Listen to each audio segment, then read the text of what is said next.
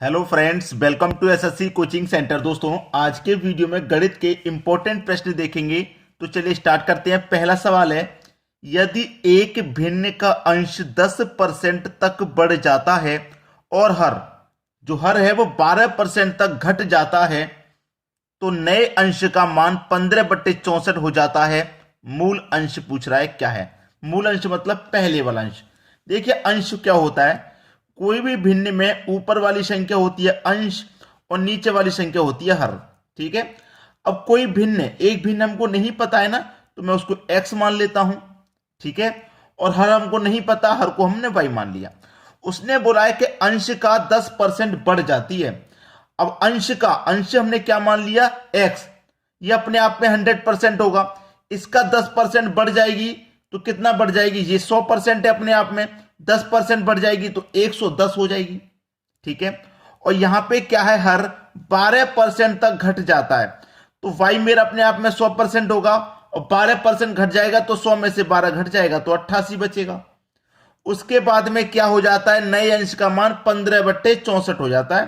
15 के बटे में 64 हो जाता है, ये कह रहा है वो। ठीक है। चलिए देखिए, x के बटे में रहेगा ये y। ठीक है, बराबर, और 15 के बटे में रहेगा ये 64, और ये जो 110 के बटे में 88 है ये इधर चला जाएगा बराबर में से। ठीक है, बराबर के उधर जाएगा तो पलट जाएगा, यानी कि 88 ऊपर पहुंच जाएगा और 110 नीचे आ जाएगा। इतना काम करना था, हो गया इतना काम।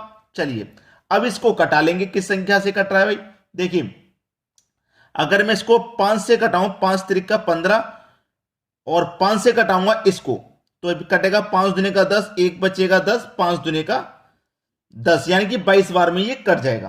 भाई 5 से मैंने इसको भी कटा लिया और 5 से मैंने इसको भी कटा लिया तो 22 बार में ये कटेगा। ठीक है, 5 दूने का 10, एक बचेगा 10, 5 दूने का 10। चलिए अब 8 से कटाऊंगा, 8 अट्ठे 64, और 8 से इसको मैं कटाऊंगा, 8 एकम 8।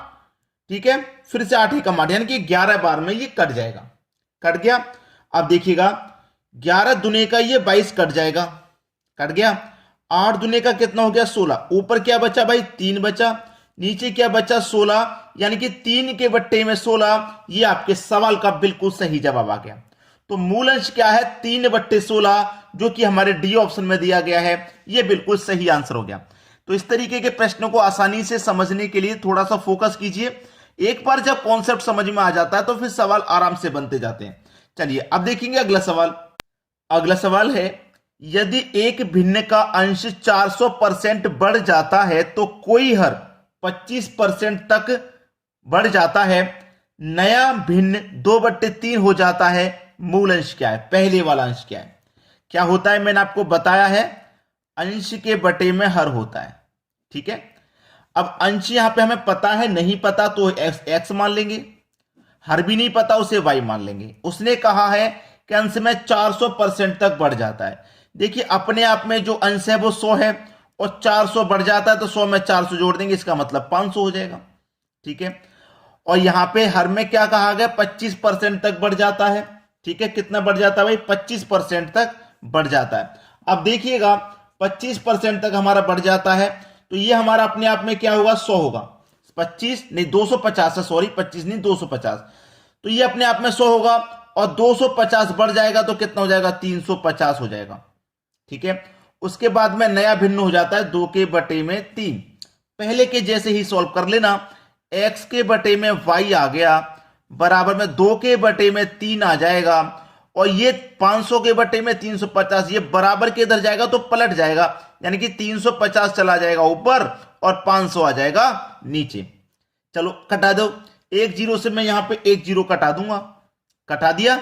चलिए और कटा देते हैं इसको, ये कटेगा। देखिए, इसका मल्टीप्लाई अगर मैं करूं, पहले कर लेता हूं, 35 का 2 से मल्टीप्लाई तो 70 हो जाएगा।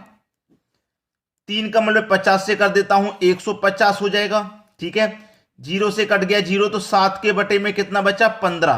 भाई 7 के बटे में कितना बचा, 15। पहला ऑप्शन सही आंसर हो गया। क्लियर हुआ सभी को। चलिए अब देखेंगे अगला सवाल। अगला सवाल है, आयत की लंबाई और चौड़ाई में 20% और 30% की वृद्धि हुई है तो आयत का क्षेत्रफल कितना प्रतिशत बढ़ा। देखो 20% और 30% की वृद्धि हुई है। मैं 20% की बात करूं तो इसकी फ्रैक्शन वैल्यू कितनी होती है, 1/5। और 30% की बात करूं तो इसकी फ्रैक्शन वैल्यू कितनी होती है, 3/10 होती है। ये कैसे निकल के आ गई, बहुत सारे बच्चे यही सोचेंगे। चलिए मैं आपको बता देता हूं 20% की कैसे निकली। ठीक है, 20% यानी कि 20 लिखेंगे, परसेंट का मतलब बटे में 100 होता है। ठीक है, अब देखो कटा दो इसको, 20 से कम 20 और 20 पंजे 100 कट गया, यानी कि 1/5 आ गई। उसी तरीके से 30% की अगर आप निकालेंगे तो 30 रखेंगे, परसेंट का मतलब बटे में 100। 0 से 0 गया, 3/10 आ गई कि नहीं आ गई, 3/10 आ गई। ये फ्रैक्शन वैल्यू होती है। अब यहां पे लंबाई और चौड़ाई यानी कि विड्थ, लंबाई गुने चौड़ाई इक्वल टू एरिया होता है, क्षेत्रफल होता है। तो लंबाई हमारी पहले कितनी थी, 5, बाद में कितनी हो गई, 10। ठीक है, लंबाई पहले 5 थी, बाद में हो गई 10। ठीक है, अब यहां पे बाद में पूछ रहा है कि कितना क्षेत्रफल प्रतिशत बढ़ा, यानी कि 5 में 1 जोड़ देंगे कितना हो जाएगा, 6, और 10 में ये 3 जोड़ देंगे तो कितना हो जाएगा, 13। ये बैदर का नया पूछ रहा है ना। चलिए पहले का कितना था, 5 धाम में 50 था, बाद में कितना हो गया, 13 छिंग 78 हो गया, 13 छिंग 78। 50 था, 50 से 78 हो गया, कितना बढ़ गया भाई, 28। कितने पे बढ़ेगा, 50 पे। और प्रतिशत के लिए 100 से मल्टीप्लाई, 50 से 100 कट गया 2 बार में, 28 का मल्टीप्लाई 2 से कर दो, 56 आ जाएगा, यानी कि 56% बिल्कुल सही जवाब है, बी ऑप्शन। तो आयत का क्षेत्रफल कितना प्रतिशत बढ़ गया, 56% बढ़ गया। अब देखेंगे अगला सवाल। अगला सवाल है, यदि आयत की लंबाई में 37.1/2% की वृद्धि होती है और इसकी चौड़ाई में 20% की कमी होती है तो प्रतिशत परिवर्तन क्षेत्रफल ज्ञात करो। अच्छा सवाल है, इसकी फ्रैक्शन वैल्यू निकालिए।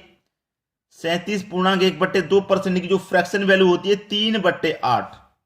ठीक है, और 20% की क्या होती है, 1/5।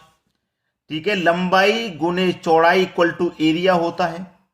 लंबाई कितनी है, 8, बाद में कितनी हो गई भैया, 5, 8 पंजे 40। अब 8 में 3 जोड़ दो तो 11, और 5 में 1 जोड़ दो तो 6, 11 छिक्के 66। पहले कितनी थी, 40, बाद में हो गई 66, कितनी बढ़ गई भाई। ठीक है, देखिए कुछ गड़बड़ है क्या, 8 में 3 जोड़ा 11 हो गया, और नहीं सॉरी, ये गलती क्या हुई है मैं बताता हूं। यहां पे कमी कह रहा है वो, उसने वृद्धि नहीं बोला, कमी बोला है, 20% की कमी। तो कमी के लिए घटा के लिखते हैं और वृद्धि के लिए जोड़ के लिखते हैं। यहां पे वृद्धि था ना, तो वृद्धि के लिए जोड़ के लिखेंगे और कमी के लिए घटा के। तो 5 में से 1 घटाऊंगा तो 4 आ जाएगा। सॉरी, पिछले क्वेश्चन में दोनों ही जगह वृद्धि था, तो यहां पे भी मैंने सोचा दोनों जगह वृद्धि है, लेकिन यहां कमी है। तो याद रखना इस बात को, जहां कमी होगा ना वहां घटा के लिखेंगे। तो 11 चौके 44 आ जाएगा, ये 11 चौके 44। कोई चीज पहले से एरिया 40 था, 40 से 44 हो गया, कितना बढ़ गया, 4। कितने पे बढ़ेगा भाई, 40 पे बढ़ेगा। और प्रतिशत के लिए 100 से मल्टीप्लाई, कटा दो भाई, 20 से कटेगा 2 बार में और 20 से कटेगा 5 बार में। 2 से 4 कट गया 2 बार में, 2 पंजे 10, खत्म सवाल। 10%, यानी कि सी ऑप्शन बिल्कुल सही है। अब देखते हैं अगला सवाल। अगला सवाल है, एक पुस्तक को 75 रुपए में बेचने पर उतना ही प्रतिशत लाभ होता है जितना की पुस्तक है, यानी कि पुस्तक का क्रय मूल्य क्या है, उतना ही लाभ होता है जितने की पुस्तक है। ठीक है, जैसे मान लो 10 रुपए की पुस्तक है तो लाभ हमको कितने का हो रहा है, 10% का ही हो रहा है। जैसे 20 रुपए की पुस्तक है तो लाभ 20% का ही हो रहा है। 50 रुपए की पुस्तक है तो 50% का ही लाभ हो रहा है। इसके कहने का मतलब ये, तो कितने रुपए में बेच रहा है वो, 75 रुपए में। तो आपको इस 75 के ऐसे गुणनखंड यानी कि ऐसे फैक्टर करने हैं जिनके बीच का अंतर 10 आ जाए। जैसे मैं यहां पे करूंगा तो 15 पंजे 75 होता है, 15 पंजे 75, ये फैक्टर हो गए। और इनके बीच का जो अंतर है वो 10 आना चाहिए। ऐसे फैक्टर करने हैं कि इनके बीच का जो अंतर है वो 10 आ जाए। तो 15 और 5 का अंतर 10 आ गया। ठीक है, तो पुस्तक का क्रय मूल्य क्या है, जो छोटी संख्या है उसके आगे 0 लगा देना, वही आंसर है, यानी कि 50 रुपए है। उसका क्रय मूल्य क्या है, 50 रुपए। आसानी से समझ में आ गया होगा सवाल। ठीक है, चलिए अब देखेंगे अगला सवाल। अगला सवाल है, किसी वस्तु को 25 रुपए में बेचने पर उतने ही प्रतिशत की हानि होती है जितना एक वस्तु की लागत है, वस्तु का क्रय मूल्य क्या है। अच्छा सवाल है, 25 रुपया है, इनके ऐसे फैक्टर करो जिनके बीच का अंतर कितना आ जाए, 10 आ जाए। ठीक है, बीच का अंतर कितना आ जाए 10। मैं यहां पे करूंगा 5 पच्चे 25 हो गया, 5 पच्चे 25 हो गया। तो इनका अंतर हम क्या करेंगे, जोड़ने पे 10 आएगा। ठीक है, तो मेरा कहने का मतलब ये हमें ऐसे फैक्टर करने हैं, या तो जोड़ के 10 आ जाए उनका अंतर, या घटा के 10 आ जाए। ठीक है, लेकिन इसमें एक बात और याद रखनी है आपको कि आपसे प्रश्न में पूछ क्या रहा है। आपसे जो प्रश्न में पूछ रहा है वो क्या पूछ रहा है, लाभ पूछ रहा है या हानि। उसने बोला है हानि प्रतिशत। ठीक है, हानि के बारे में बोला है, तो हानि के बारे में बोला, यहां भी 5 है, यहां भी 5 है, किसी के भी आगे 0 लगा दो आंसर वही हो जाएगा। ठीक है, किसी के भी आगे 0 लगा दो आंसर वही हो जाएगा। लेकिन अगर लाभ पूछेगा, अगर उसने क्या पूछा, लाभ, तो लाभ पूछा है तो जो छोटी संख्या होती है फैक्टर की उसके आगे 0 लगाते हैं। अगर उसने हानि पूछा है तो बड़ी संख्या के आगे 0 लगाते हैं। चलिए अगला क्वेश्चन देखेंगे, अच्छे से क्लियर हो जाएगा। अब देखते हैं अगला प्रश्न। अगला सवाल है, एक दुकानदार ने कोई सामान 21 रुपए का बेचा और उसको बेचने पर उतने ही प्रतिशत की हानि हुई जितने को वो सामान था, का क्रय मूल्य बता दीजिए। 21 रुपए में बेच रहा है, ऐसे फैक्टर करो कि जोड़ के या घटा के 10 आ जाए। 7 त्रिक 21, दोनों को जोड़ के अंतर 10 आ जाएगा। अब यहां पे क्या हो रहा, हानि प्रतिशत। ठीक है, मैंने क्या बताया, अगर हानि की बात करें तो अंतर जो है उनका फैक्टर का, उनके बड़ी वाली संख्या के आगे 0 लगा देंगे। अगर हानि की बात कह रहा है वो, तो यहां पे हानि की बात कह रहा है ना, तो फैक्टर की जो बड़ी संख्या उसके आगे 0 लगा दो, यानी कि 70 आंसर।